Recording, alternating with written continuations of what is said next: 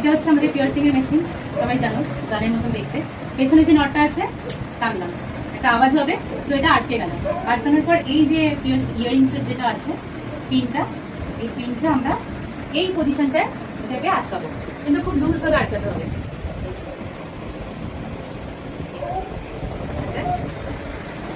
দিলাম খুব লুজ।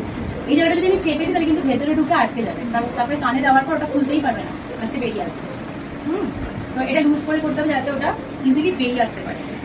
এটা করার পর এইবার এইটা হচ্ছে পয়েন্ট, মানে যেখানে তুমি টার্গেট করছো সেই টার্গেটটা এইটা ধরে রাখে, এই পয়েন্ট। তো আমি একটা কাপের উপর দেখাচ্ছি, তোমরা প্র্যাকটিস করবে এরকম পেপার কোনো কিছুর উপর প্র্যাকটিস করবে। এটা ধরো গান, তোমার গান দিলাম, ঠিক আছে, এখানটা করলাম,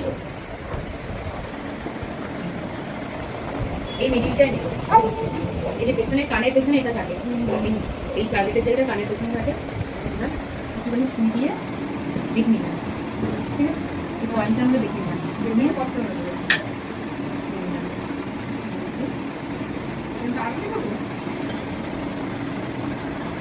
আবার দেখাবো,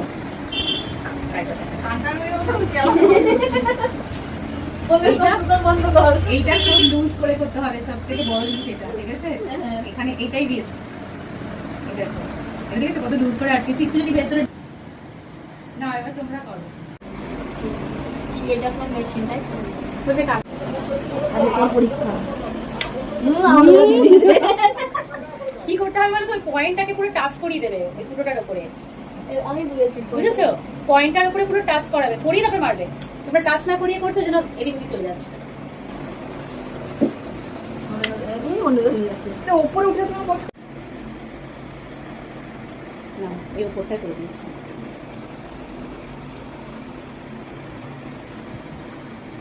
দাঁড়াও, আগে বসাও, দাঁড়াও দাঁড়াও দাঁড়াও, এটাকে হালকা করে, এখন চাপবে না, হালকা করে নিয়ে আসো এর কাছে অবধি। হ্যাঁ, কাছে অবধি নিয়ে আসো। হ্যাঁ, মারো এবার।